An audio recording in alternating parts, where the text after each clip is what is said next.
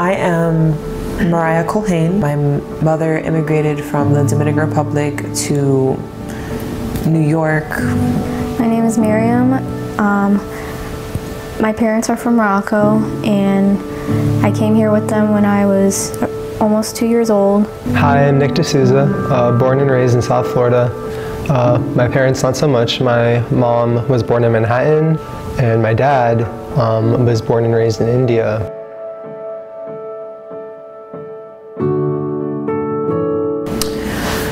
The number of first generations that I know would be around upwards of 7 people.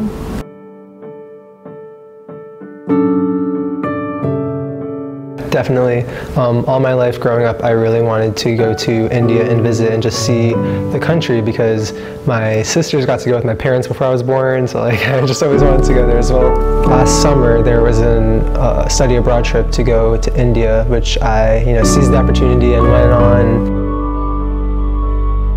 Just a feeling that you kind of can't describe, but kind of like, almost like closure, like, okay, this is who you are as a person.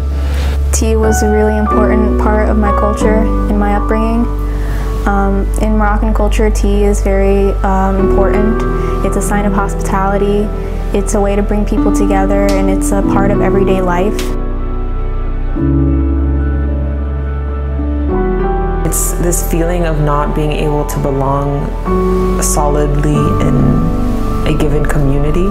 In the US, like I can feel like I belong to an extent until like I get a phone call from my mom or a message from one of my family members, and it's like in Spanish, and then there's like this whole other world that I know that they live in and that I want to engage with.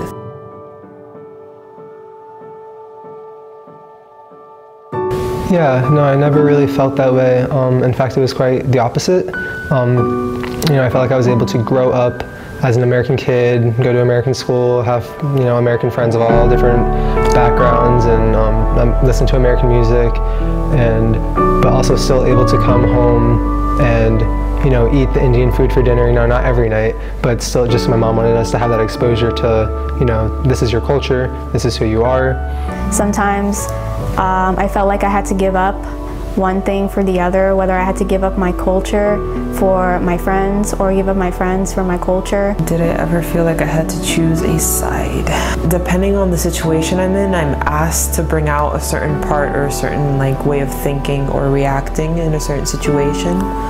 But I do live firmly within the dualism of both a American life and a Hispanic outlook on living.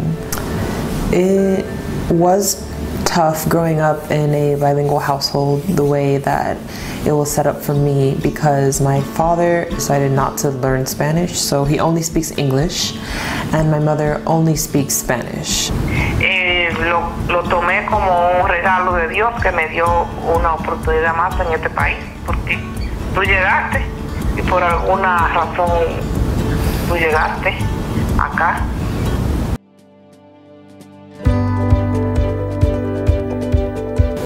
Home for me, really, I can't tie it down to a physical place.